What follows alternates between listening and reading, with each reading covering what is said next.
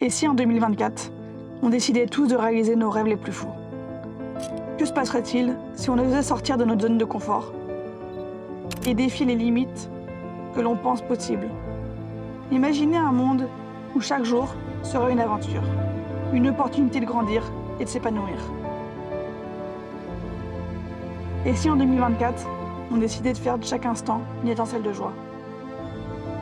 Et si en 2024, on mettait l'accent sur la connexion humaine? Imaginez un monde où la gentillesse serait la norme.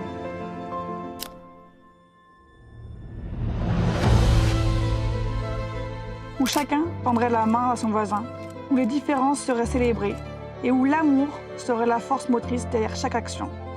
Et si en 2024, on décidait de bâtir des ponts plutôt que des murs? Et si en 2024, on se concentrait sur l'environnement? Imaginons un monde où chaque individu prendrait des mesures pour préserver notre planète, où la durabilité ne serait pas seulement un choix, mais une évidence.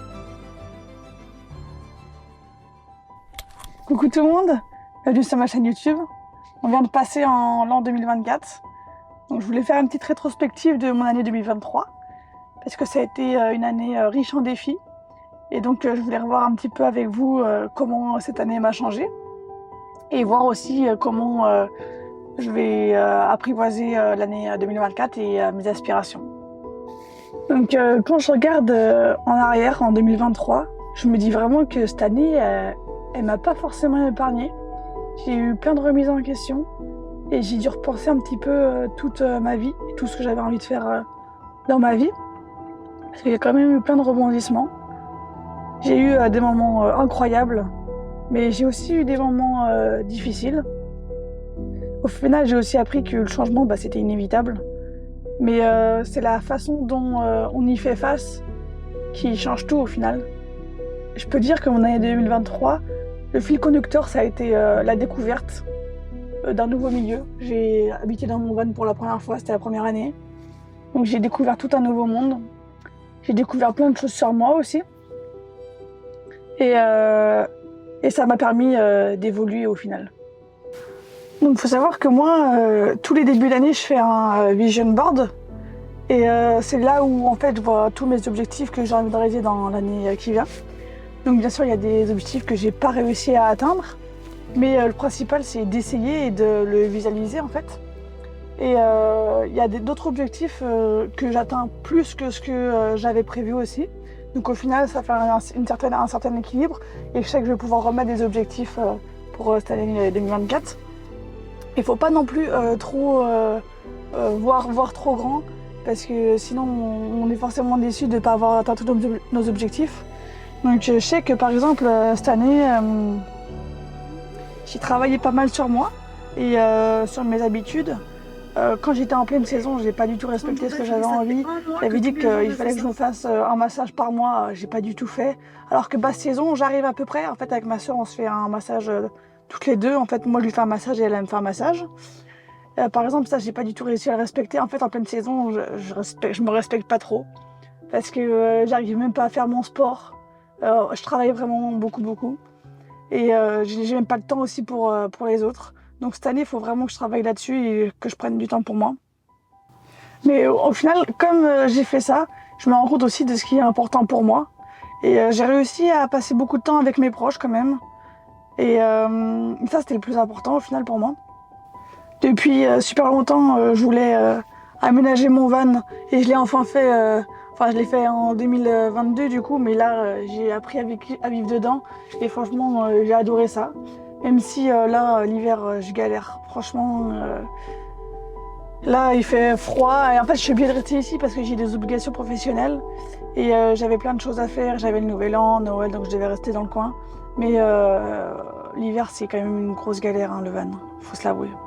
Par rapport à mes obligations de fin d'année, j'avais le Nouvel An et je considère que j'ai terminé l'année de la meilleure des façons parce que j'étais avec mes amis, on a fait que de rigoler, on s'est donné plein d'amour.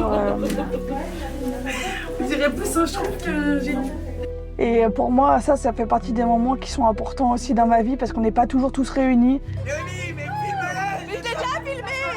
Je le tiens par les couilles! Je le tiens par les couilles! Et là, se réunir tous ensemble et puis traverser la nouvelle année ensemble, ça pour moi, ça n'a pas de prix en fait.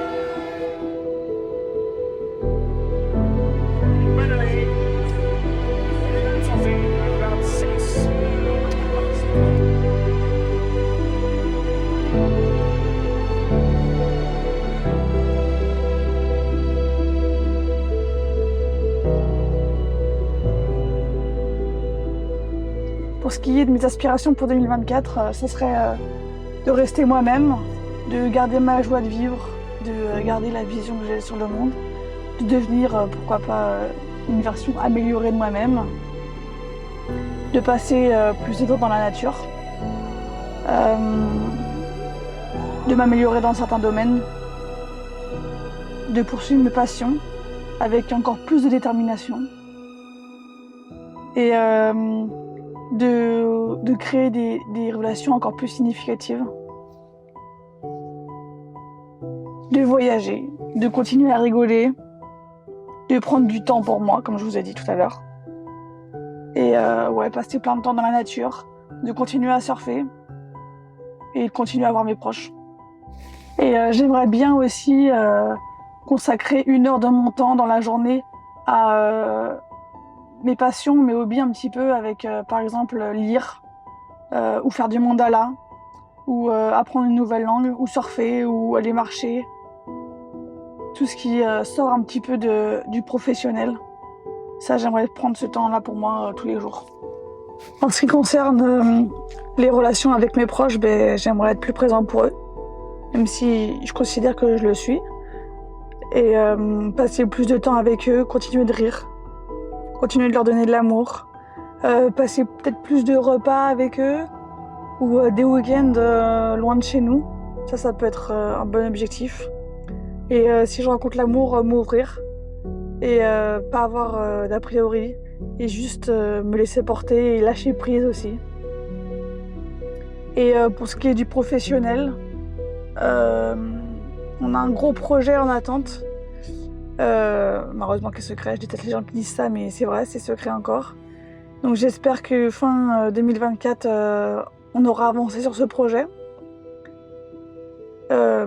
Ensuite, faire mes 22 mariages par an, mais ça, on y est presque. Je crois qu'il nous reste 1 ou 2 mariages à faire. Et kiffer ma saison des mariages aussi, bien sûr. Toujours garder du plaisir dans ce que je fais dans mon métier. Continuer ma chaîne YouTube, même si pour un moment, c'est beaucoup de temps d'investissement. J'ai envie de continuer de le faire parce que je kiffe ça et que ça me fait des souvenirs. Donc continuer de kiffer mon travail, ça c'est le plus important je pense dans le côté professionnel. Et pourquoi pas rencontrer des nouvelles personnes, des nouveaux prestataires pour nous créer des nouveaux souvenirs aussi avec eux.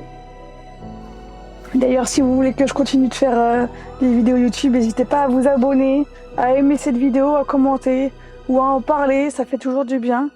Et vous, en vrai, ça vous voudrait, c'est du contenu gratuit, juste un pouce. Moi, ça me permet de faire monter dans l'algorithme. Et après, voilà, c'est que du bonheur.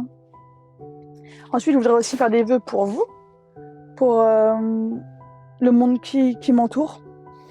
J'espère que l'année 2024 va vous apporter du succès et tous les rêves que vous avez envie de réaliser. Que vous trouviez aussi la paix intérieure et que vous voyez l'amour qui nous entoure au lieu des mauvaises choses. Ça serait un vœu que j'aurais pour le monde. Que vous restiez focalisé sur l'amour qui nous entoure, avec les relations familiales, amicales ou même romantiques dans votre couple. Et que malgré ce qui se passe dans le monde, qu'on reste focalisé sur la gentillesse, sur la bienveillance, sur des choses qui sont positives plutôt que négatives.